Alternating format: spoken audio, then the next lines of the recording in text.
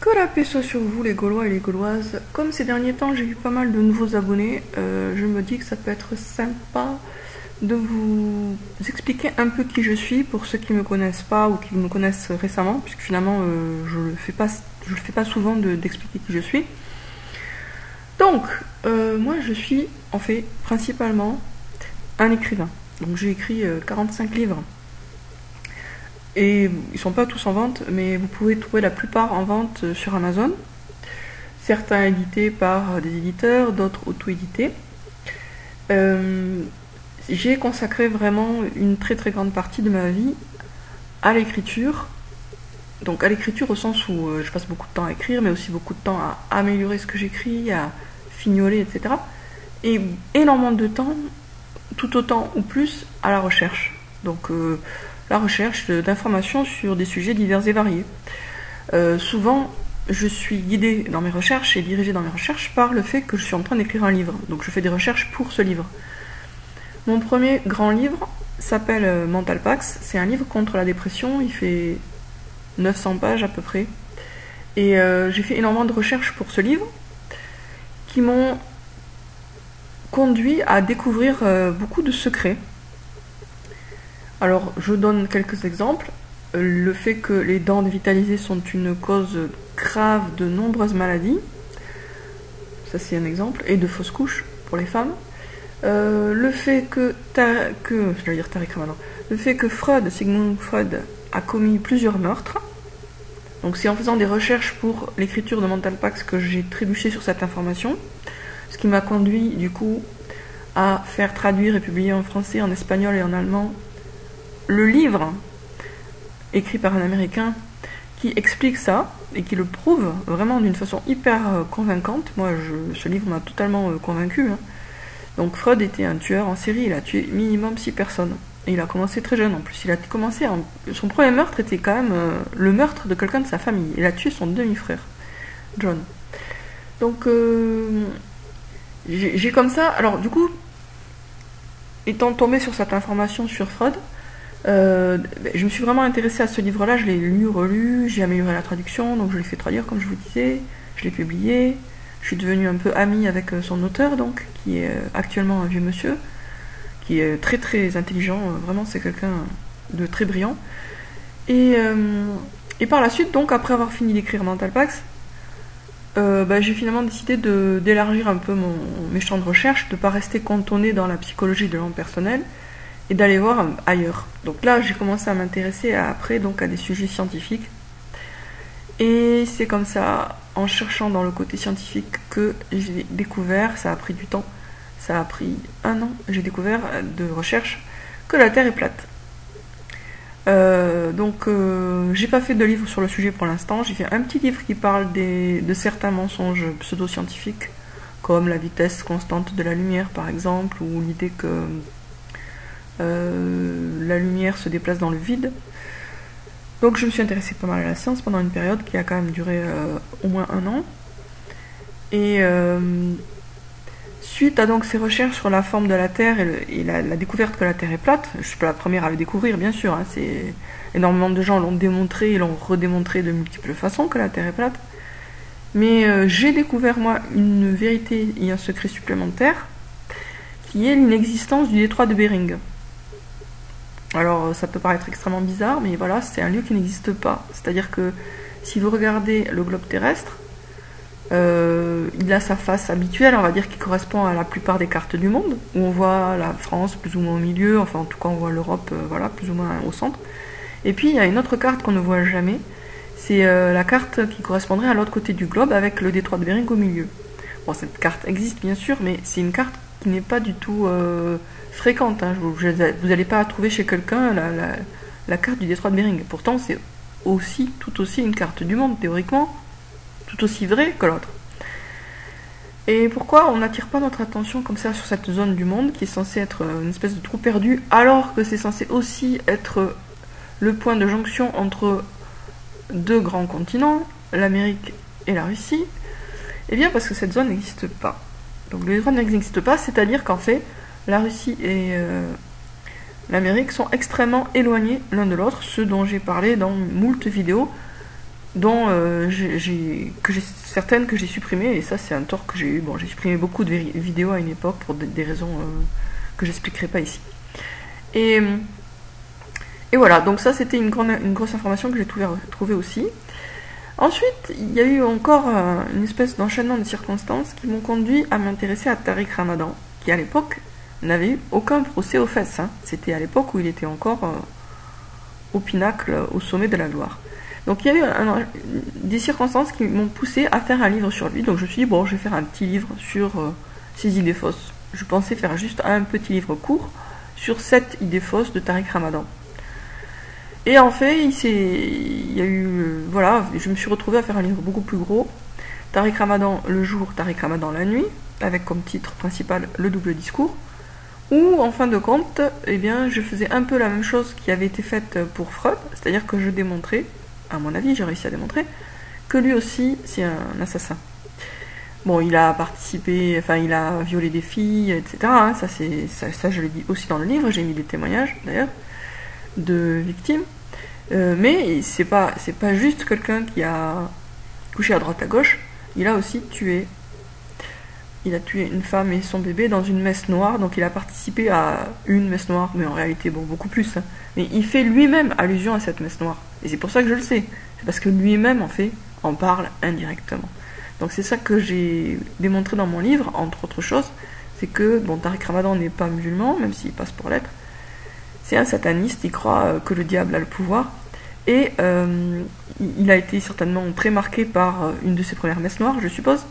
Et donc il en parle allusivement, il fait des références indirectes à ça dans un de ses livres. Et c'est ça que j'ai décortiqué, analysé, en m'inspirant de la méthode que j'avais découverte chez Eric Miller, le journaliste américain qui a donc démontré que Freud était un tueur en série à partir de ses propres écrits à Freud. Donc c'est un peu la même démarche, c'est-à-dire que Eric Miller, il a fait avouer Freud, qui lui-même avouait indirectement, hein, en recoupant des déclarations tirées de ses livres, mais aussi de sa correspondance, et en recoupant ça bien sûr avec des faits avérés, des registres de naissance, de décès, etc. Et moi, c'est aussi en allant recouper des phrases écrites par Tariq Ramadan dans ces livres que je montre plus ou moins la même chose, même si c'est pas bien sûr tout à fait le même profil, hein, c'est des gros tarés tous les deux, dangereux tous les deux, mais pas vraiment de la même manière non plus. Voilà, donc après, quand j'ai fini ce livre sur Tariq Ramadan, je l'ai auto-édité, et là, une semaine après, un diary a porté plainte contre Tariq Ramadan, et il y a eu cette succession de plaintes contre lui. Je pense franchement qu'au niveau de l'invisible, j'ai participé à sa chute à Tariq Ramadan. Alors, parenthèse, Tariq Ramadan m'a menacé. Il m'a d'abord écrit un mail sur son vrai nom, très doucereux, très sirupeux, pour me dissuader d'écrire mon livre et de le publier. Parce qu'il le savait, hein, puisque j'en parlais régulièrement sur les réseaux sociaux. Et puis quand il a vu que ça n'avait aucun impact sur moi, il m'a écrit un autre mail, lui anonyme, et menaçant, en me disant on sait où vous habitez, etc., vos enfants, gna. Bon. Et donc je pense que là, justement, avec ce mail-là, il m'a fait peur quand même. Il m'a fait peur et je me suis demandé si j'allais terminer mon livre ou pas, je ne l'avais pas encore terminé. Et je me suis dit qu'il fallait que dans l'invisible, je passe à l'attaque contre lui et pas que je sois pas juste sur la défensive, genre attention, attention, il peut me faire du mal, et que je l'attaque. Donc en fait, ce que j'ai fait, c'est que pendant des jours et des jours, je l'imaginais en train de lui régler son compte, hein, littéralement.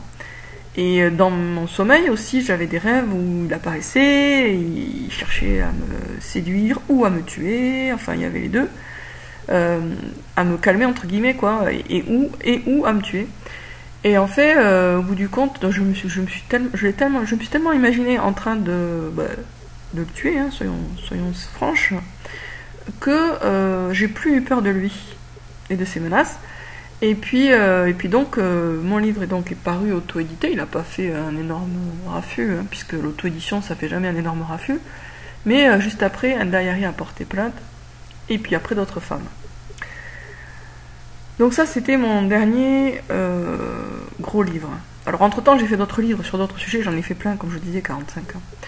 Mais c'est, on va dire, enfin voilà, c'est des points forts de ma, entre guillemets, carrière d'écrivain. Alors à l'époque, donc, je vivais en Algérie, je suis rentrée en France, et maintenant, je continue à écrire beaucoup. Et voilà, voilà. Donc c'est ça en fait, moi mon profil c'est ça. Je suis vraiment quelqu'un qui écrit. Et bon, mes vidéos, bien sûr, je prends plaisir à les faire, hein, mais je fais pas d'efforts particuliers, je dis ce qui me passe par la tête.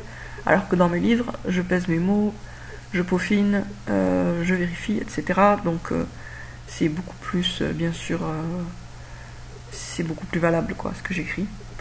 À part ça, juste pour finir de me présenter, je suis aussi agrégée de lettres modernes, mais je ne suis plus dans l'éducation nationale. Et j'ai aussi gagné 6 ou je crois que c'est 7 prix littéraires quand j'étais vraiment jeune. Voilà, donc je suis écrivain à la base, même si je suis aussi youtubeuse, les deux. Et je suis une chercheuse de vérité. C'est cet amour de la vérité qui a fait que j'ai trouvé l'islam. Puisque j'ai passé toute une époque où j'ai été athée, puis après je me suis réveillée mais partiellement, donc j'ai découvert la réincarnation. Après donc je me suis convertie à l'islam, Dieu m'a dirigée vraiment vers l'islam, j'ai demandé l'aide de Dieu dans une église, et il m'a guidée vers l'islam. Et après ça, donc j'étais musulmane classique pendant un certain temps, et puis petit à petit, grâce à des lectures, grâce à des vidéos, je me suis sortie du sunnisme et maintenant je ne me considère plus du tout comme une musulmane sunnite. J'essaie d'être fidèle à ce que veut Dieu, quoi, sans forcément me réclamer d'une étiquette plus précise que croyante, monothéiste, même si bien sûr je reste musulmane. Mais bon, pour moi c'est dans la continuité du christianisme, donc l'essentiel c'est d'être croyant. Voilà, c'est ça mon histoire en très très très résumé. Je suis pas quelqu'un qui en a jamais fait le mal. Tout le monde fait du mal à un moment ou à un autre. Moi je me souviens de mes vies antérieures. Et donc dans mes vies antérieures, j'ai fait du bien et j'ai fait du mal. J'ai fait vraiment du bien et j'ai fait vraiment du mal, les deux. C'est d'ailleurs un truc, bon là j'en parle, c'est intime, mais bon je pense que ça peut vous intéresser. C'est d'ailleurs un truc qui est... Enfin, je veux dire, ça, nos vies antérieures continuent à vivre en nous et on peut très bien avoir un sentiment de culpabilité lié à ce qu'on a fait dans une autre vie. C'était mon cas, c'est-à-dire que moi, pendant toute ma vie, j'ai traîné cette culpabilité liée au mal que j'avais fait dans une vie antérieure, dont à l'époque je ne me souvenais pas et dont je me souviens que très récemment. Et je pense qu'il y a certaines vies qui sont un peu des vies bilan, où finalement on est censé se reconnecter à tout son passé, à toutes ses vies antérieures, pour régler ses comptes, c'est-à-dire pardonner ce qu'il y a à pardonner et être pardonné aussi.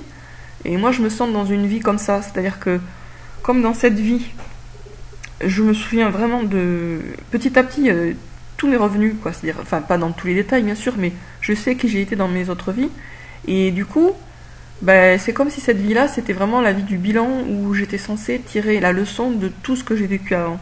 Parce que dans mes vies antérieures, par contre, je me souvenais pas de mes vies antérieures. Mais dans celle-ci, vraiment si. Au début, non, hein, au début, j'ai commencé ma vie comme tout le monde, je me souvenais de rien. Et puis à l'adolescence, j'ai commencé à avoir des espèces de petites, quand même, brides indirectes, hein, de réminiscences. J'ai eu quand même des rêves aussi, même enfant, qui étaient quand même là aussi des espèces de réminiscences, mais très voilées de vie antérieure, et je suis certainement pas la seule. Et puis après, ça s'est énormément précisé, jusqu'à ce que je puisse donner vraiment, enfin j'avais des noms, quoi, parce que j'avais des vies qui sont bien documentées aujourd'hui encore. Et puis depuis 2 ans, il y a eu encore des nouvelles vies qui me sont revenues, et maintenant j'ai le tableau, je pense, à peu près complet. Je pense pas qu'il en manque beaucoup, quoi. Je pense que je me souviens d'à peu près tout.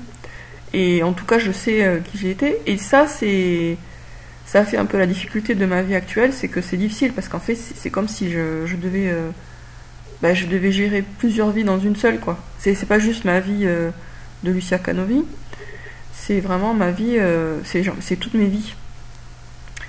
Et je pense en fait que l'intérêt ou la raison pour laquelle je me retrouve dans cette situation, à devoir gérer tout ça, c'est que c'est aussi une préparation pour la suite. C'est-à-dire que je suis assez profondément persuadée que je vais me réincarner encore.